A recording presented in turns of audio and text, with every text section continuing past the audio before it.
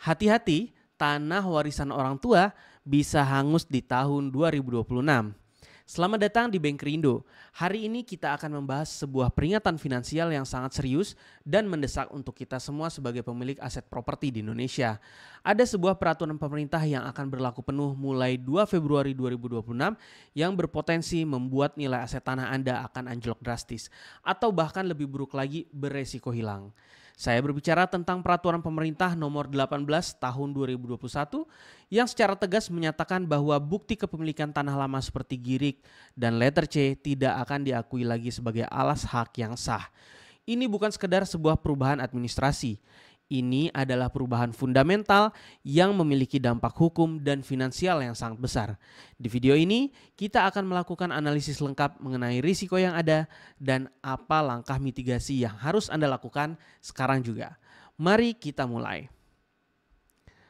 Ada pergeseran paradigma hukum mengenai pertanahan. Kita harus bisa membedakan antara girik dan sertifikat hak milik.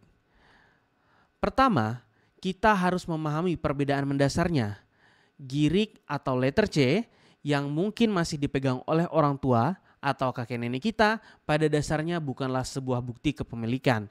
Itu adalah bukti pembayaran atau pendaftaran pajak bumi dan bangunan di masa yang lalu.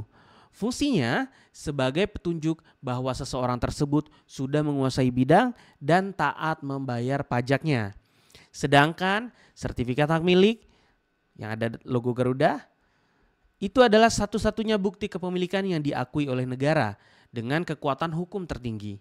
Pemerintah melalui program pendaftaran tanah sistematis lengkap atau PTSL yang bertujuan untuk memetakan seluruh bidang tanah di Indonesia dan memberikan kepastian hukum kepada pemiliknya. Deadline 2026 ini adalah puncak dari upaya tersebut. Tujuannya mulia, mencegah sengketa, memberantas mafia tanah, dan memberikan nilai tambah pada aset masyarakat. Namun, bagi mereka yang belum mengkonversi surat-surat lamanya, ini menjadi sebuah resiko yang nyata. Kita lihat 4 resiko fatal jika Anda mengabaikan peraturan pemerintah ini. Mari kita bedah satu persatu apa saja risiko finansial dan hukum jika Anda tidak mengurusnya. Risiko yang pertama adalah potensi kehilangan hak atas tanah. Risiko ini adalah risiko yang paling fatal.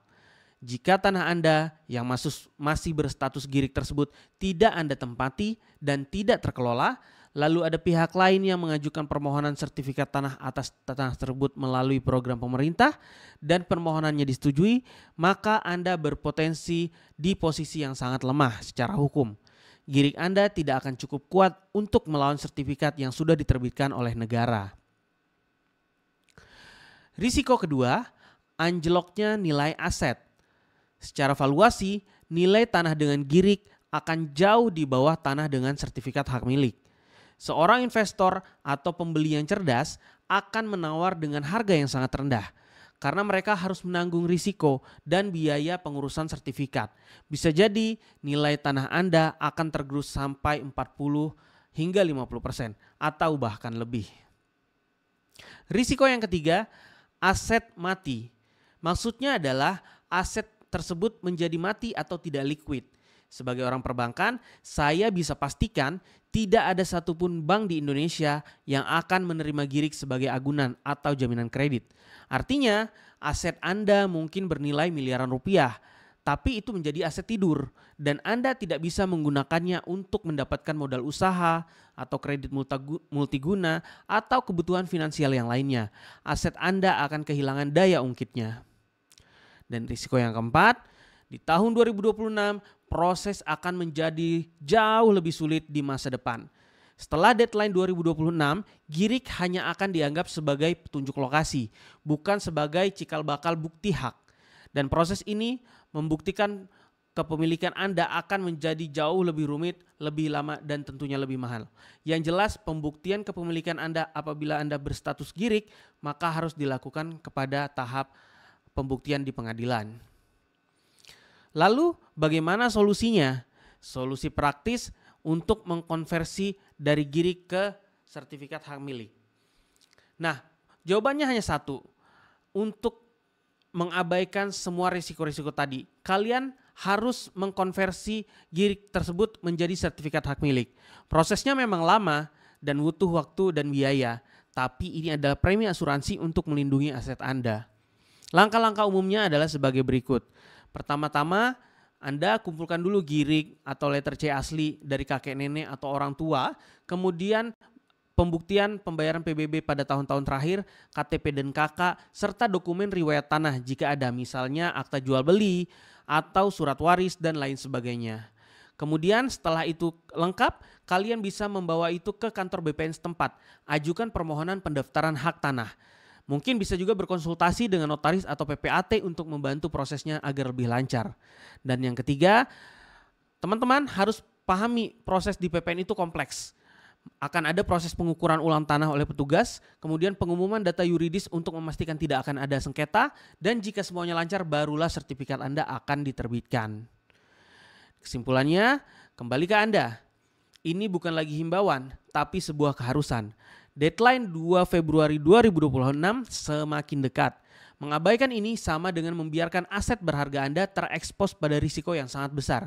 Lakukan due diligence atau uji tuntas terhadap aset-aset Anda sendiri. Kumpulkan semua aset Anda, lihat mana yang girik, mana yang enggak, lalu kalian konversi menjadi SHM. Nah, cek kembali semua dokumen tersebut yang Anda miliki. Jika kalian pahami bahwa terdapat girik, maka ini adalah bentuk tanggung jawab finansial yang paling dasar. Anggap biaya pengeluaran konversi tersebut Anda keluarkan sebagai investasi untuk mengamankan nilai aset Anda di masa depan. Puluhan bahkan ratusan kali lipat keuntungan di masa depan. Nah, dengan demikian informasi dari aku udah selesai. Bagikan video ini kepada keluarga, teman, kolega, kakek, nenek yang punya tanah, yang punya banyak waris, dan kita akan diskusi di kolom komentar. Sebelum mengakhiri video, aku mau informasikan ke teman-teman terlebih dahulu bahwa dalam beberapa kasus proses pembuktian terhadap sengketa tanah itu harus dilakukan di pengadilan.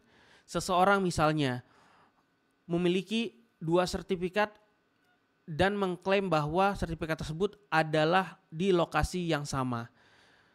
Bagaimana hakim membuktikan bahwa ini adalah benar sertifikat mana yang memang valid?